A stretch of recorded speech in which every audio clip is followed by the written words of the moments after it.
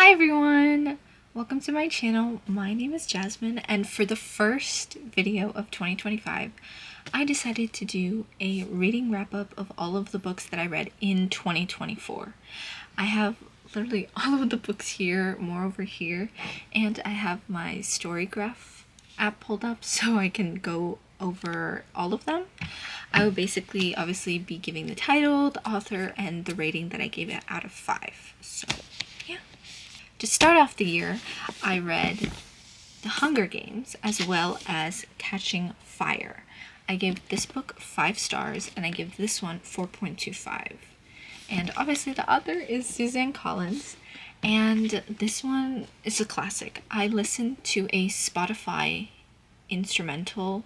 It was like a very intense kind of instrumental, and that just made me fall in love with the series even more. Like, it made this world more immersive, and also these covers are gorgeous. This one doesn't have one. I got both of these at I think at a Goodwill, and they were like $1, $2, I'm pretty sure, so obviously I had to get it.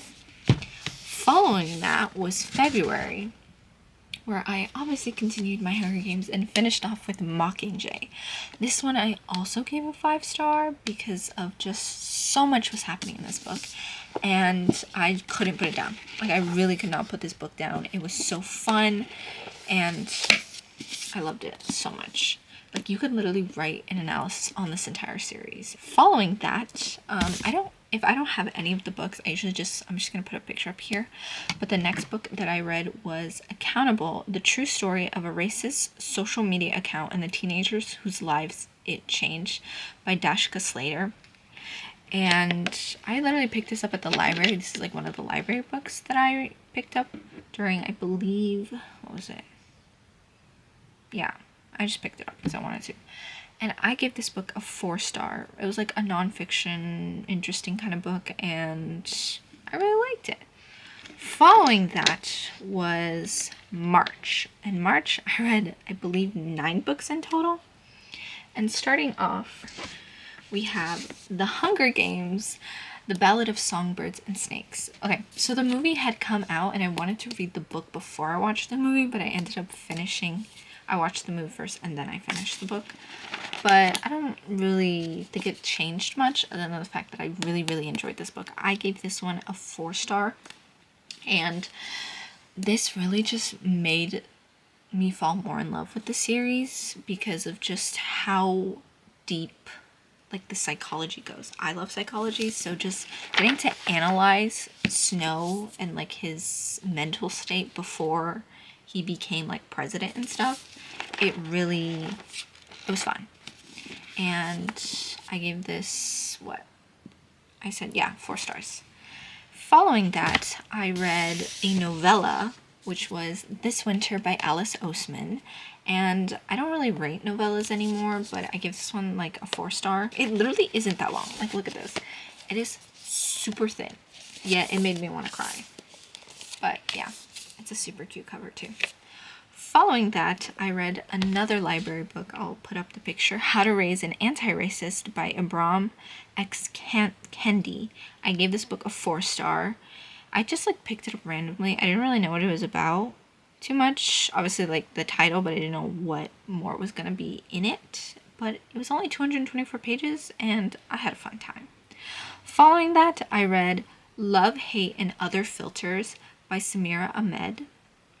And this was also another library book that I picked up, and I give this one a 4-star. I have previously read this author before, and I really enjoyed the writing, so this one was equally as good. If not, I believe more. I think I enjoyed this one maybe more. Following that one, I have Heartstopper Volume 5 by Alice Oseman. This had come out, and I believe the year before, and I hadn't read it yet, and I decided, you know what, I'm gonna read it because I need something. I need more of them. And just look at this cover. They're so cute. They warm my heart so much.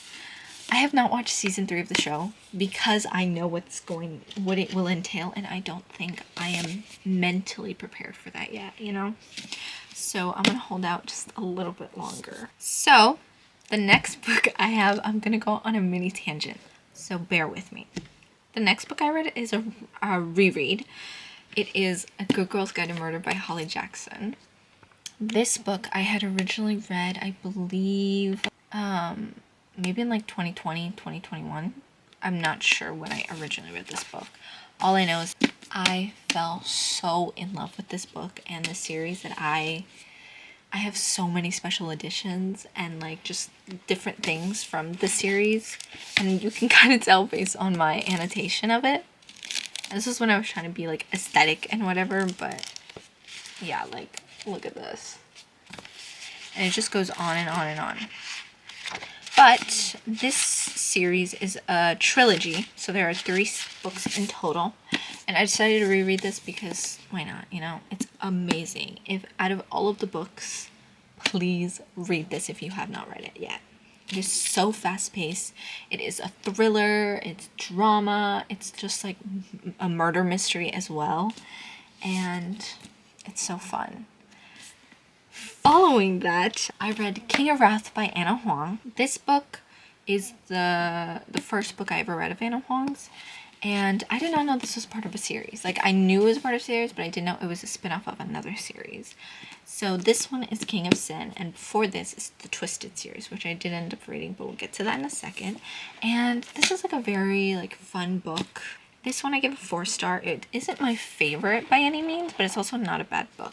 It is pretty spicy though. Like, all of her books have like a lot of spice in them. So if you do not like that, I don't think you vibe with this author.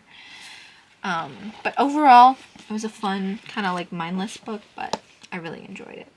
And then I read one of my first, I guess, like fantasy in a way, like a full-on fantasy, and that it was Belladonna by Adeline Grace.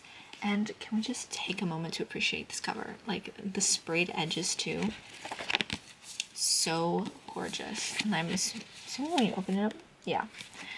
This book I give a 4-star, and it is a YA, which surprised me because there is like a very small amount of spice. Like, it's not a lot, but it is there. So it surprised me that it was a YA book. But I really, really enjoyed this. It did take me a little bit to get into it, but once I was in it, I was in it. And another fun fact that I found out about this author is that they studied storytelling as an intern on The Legend of Korra, which was really cool because I love The Legend of Korra and anything Avatar. And following that, we have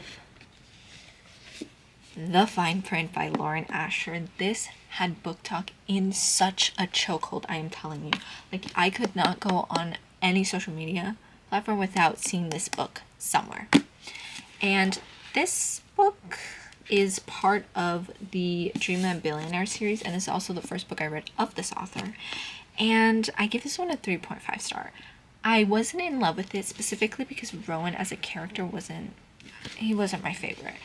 Because he is, I guess, a morally gray character, kind of. He's not like super morally gray. I feel like compared to some of his brothers, they probably are more than him.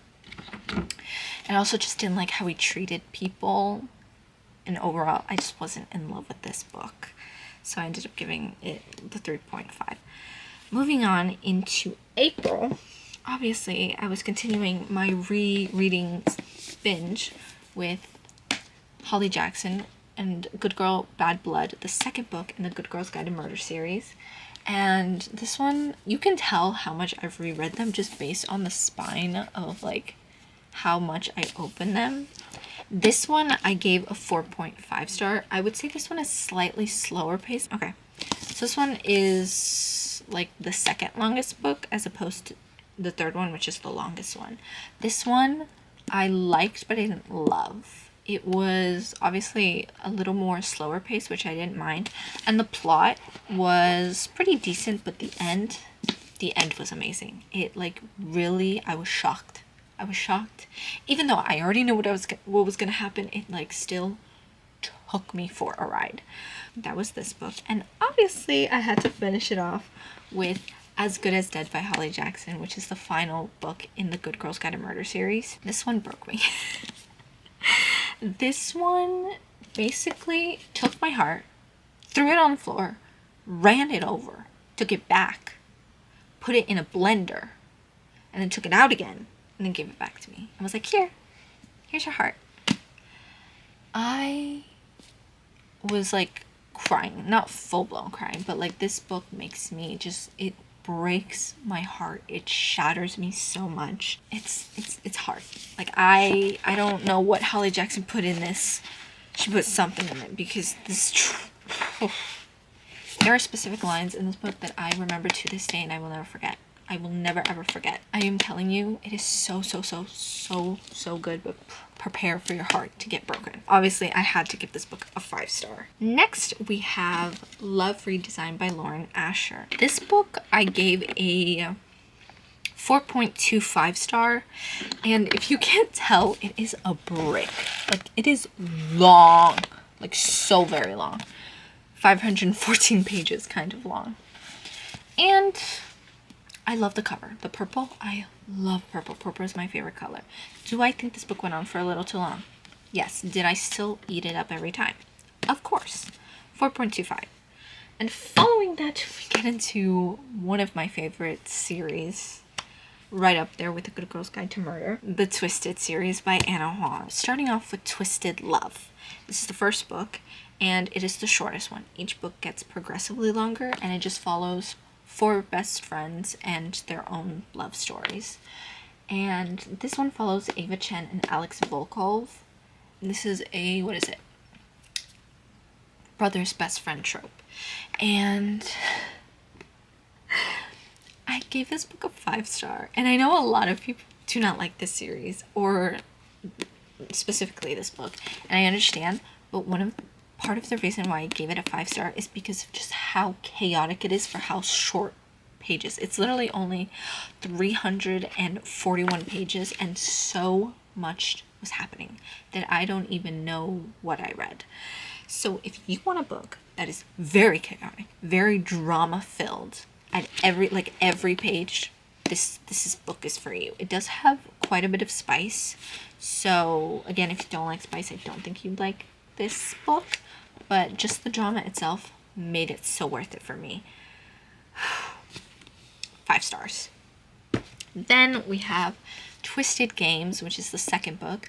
This follows Bridget and Reese, and this is a bodyguard romance. And the cover is so pretty. Each of them you can tell, like, by the cover. So, like, she is a princess, so it's like a crown to symbolize that.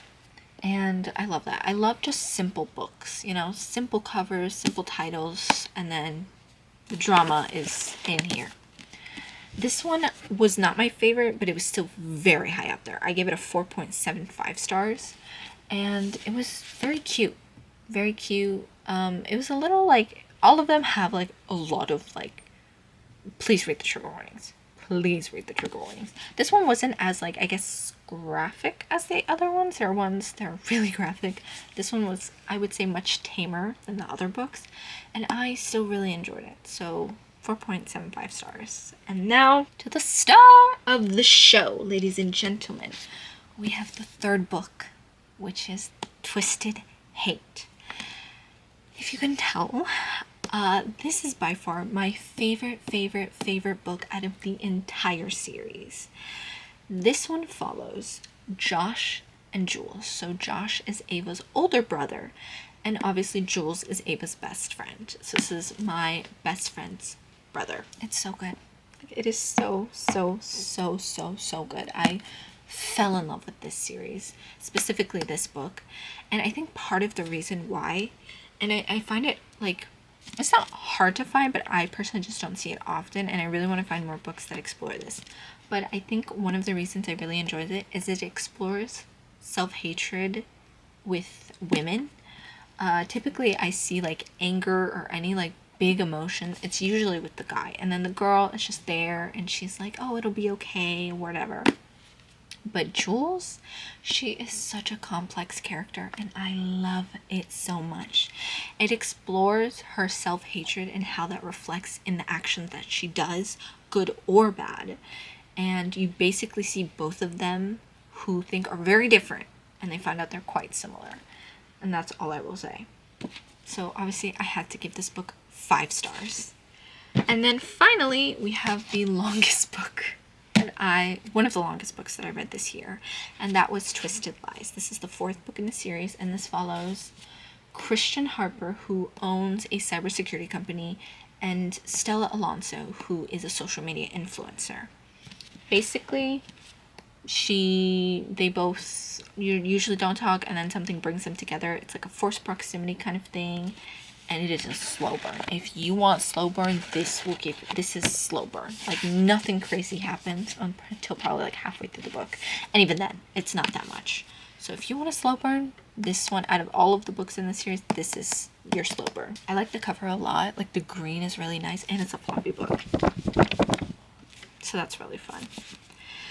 Following more into May, I read another novella, and it is actually an anime one, and it is Spy X Family Portrait, and it has 3 short stories in it and art throughout the book, and it was just super cute, fun little read that I finished.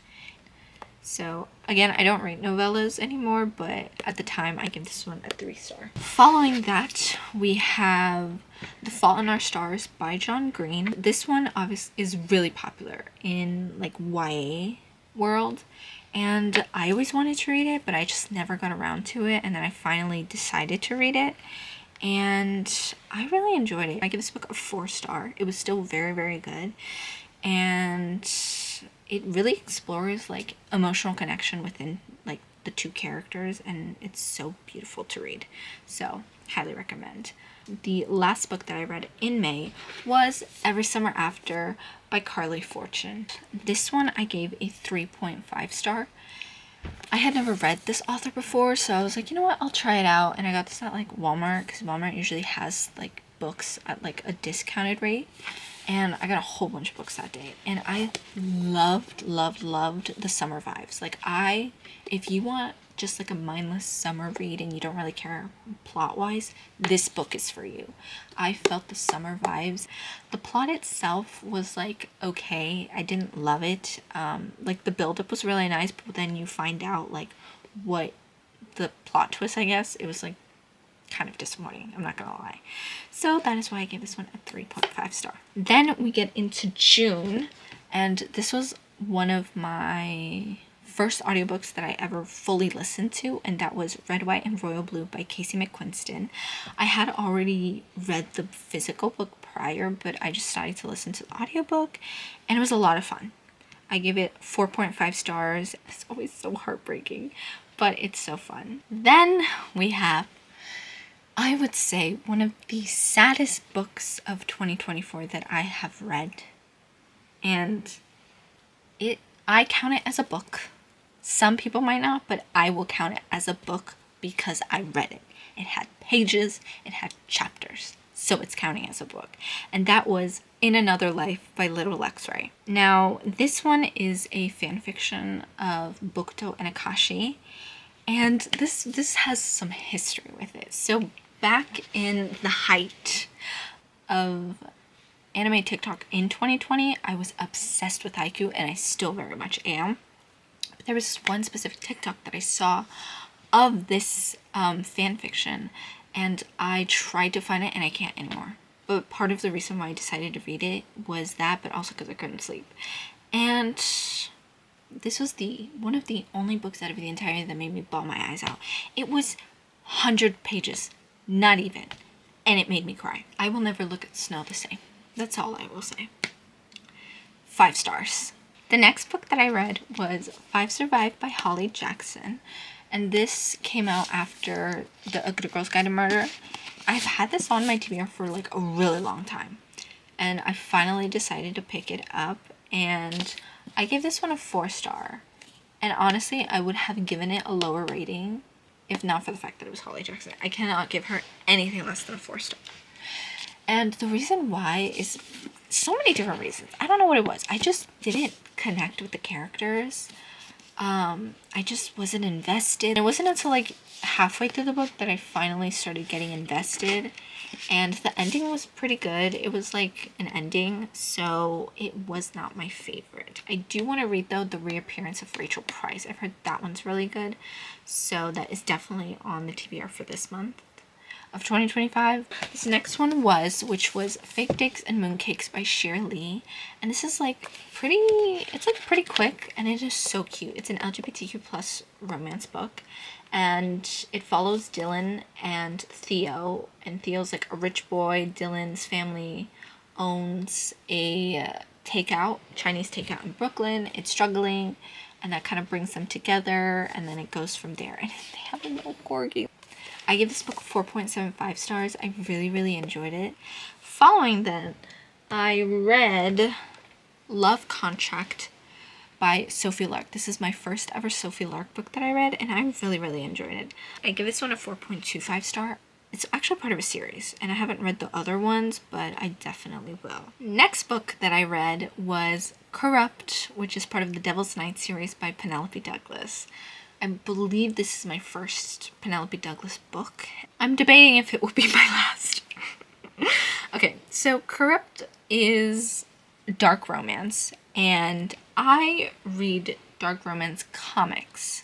So most of the time, when I read this book, a lot of stuff that was happening, like, I have already seen before, so it wasn't like shocking or anything. But I ended up giving this book a 3.5 star, and it was mostly because I just did not feel the chemistry between the two main characters that were supposed to be together. I actually felt more chemistry between my main girl and one of his friends. You know, maybe in another life they do get together, and that would be great. However, just so much happened in this book, and it was not my favorite. And then, a completely different vibe, I ended up reading The Bromance Book Club by Lyssa Kay Adams. And this was my first physical book that I had read during that time, because I was in Mexico, and I actually had gone to a bookstore in the city of Mexico. I'm going to put up a picture here of what it looks like.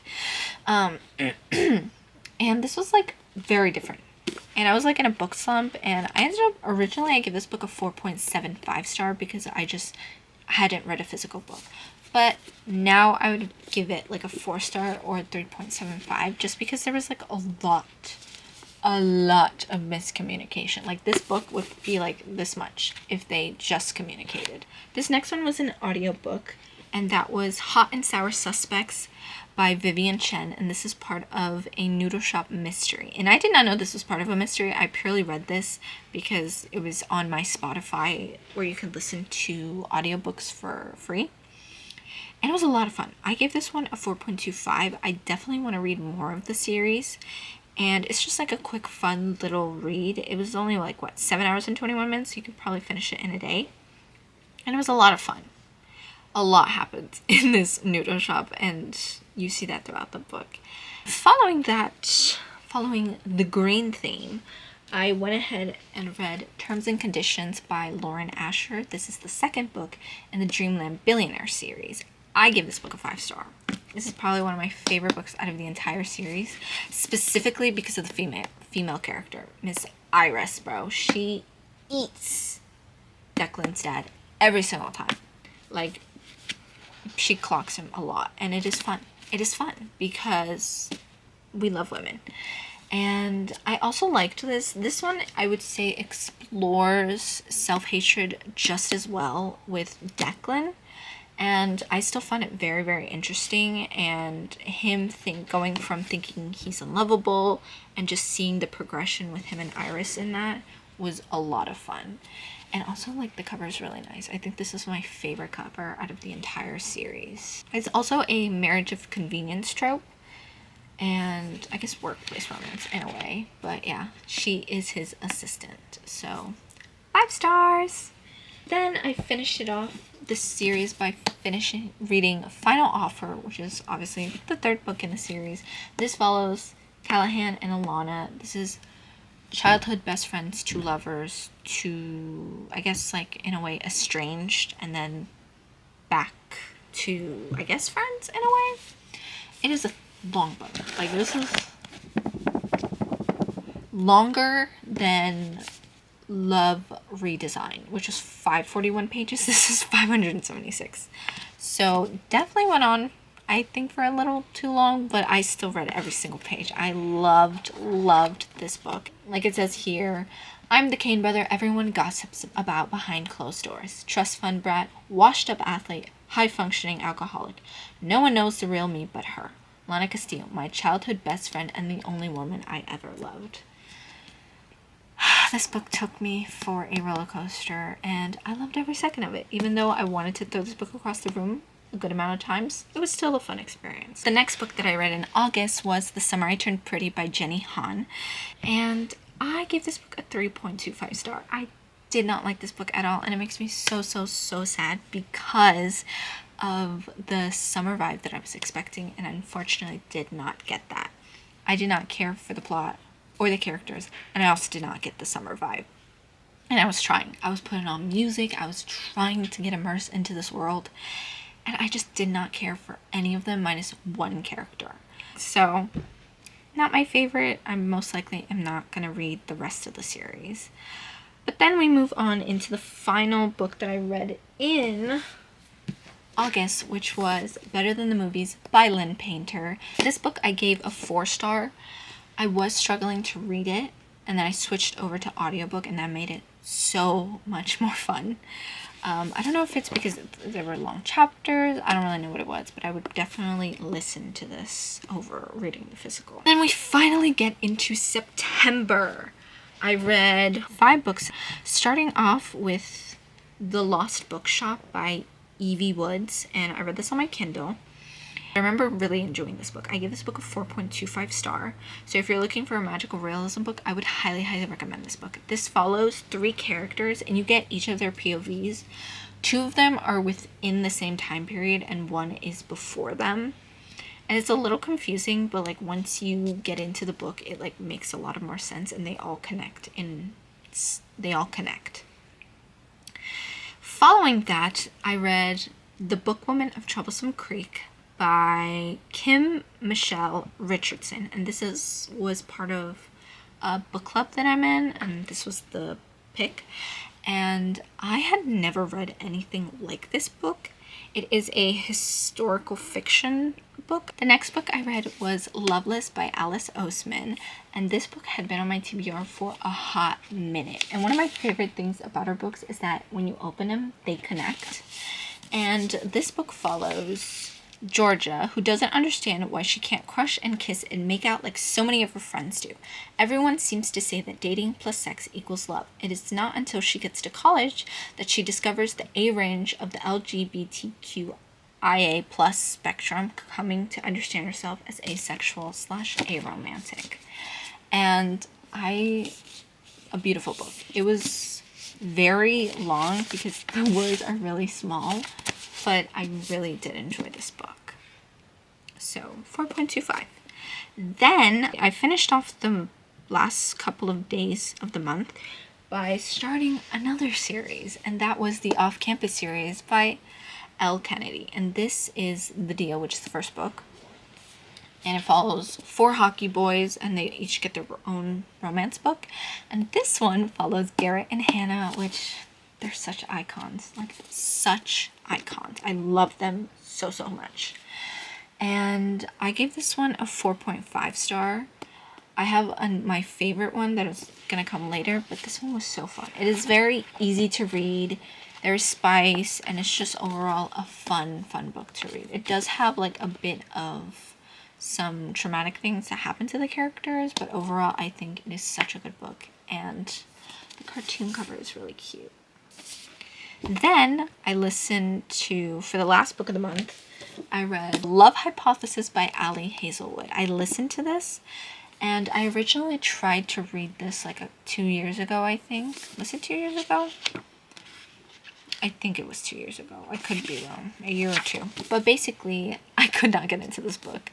I tried, and I just could not. So I ended up listening to it, and that made the experience slightly better, but I ended up giving it a 3.75 star. One of my issues was that I feel like it was just too much like academia and not romance, and I like wanted like a balance of both. And this was like her debut, and I still really enjoy it. So I would still recommend if you love like academia. Then I started off October with the second book in the off-campus series, which is The Mistake. This one follows John Logan and Grace. Is it Grace? Yeah, Grace. And this one is pretty short. I ended up giving this one a 4.25. It wasn't my favorite. It was like, again, like a mindless one, but I prefer the first one over this one. But I still really enjoy it. On the cover, these covers, they all match in the way that the lines are. And the covers are really nice. Then I finished off the month by reading The Score by Elle Kennedy, which is the third book. And this follows Dean De Laurentiis and Allie. And this is by far my favorite book in the series. And the cover is blue, and it's just so, it looks so nice. And tell me why. So I had not started this book yet, but in each book you get a snippet of the next couple.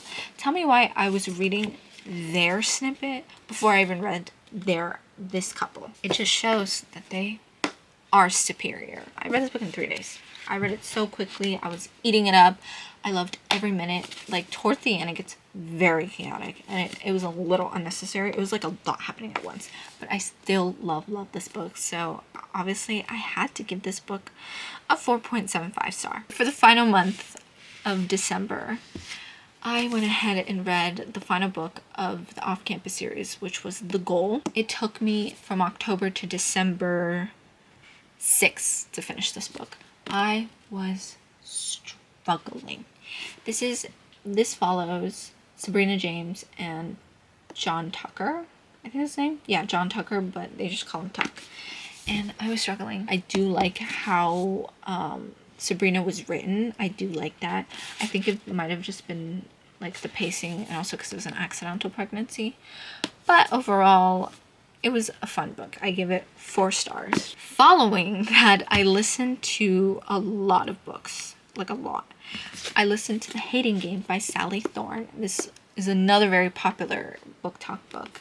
And this is like a workplace enemies to lovers kind of thing, workplace romance.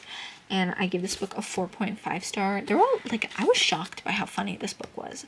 I wasn't really expecting much. I just thought, oh, it's just gonna be like a workplace romance, but it was really, really funny.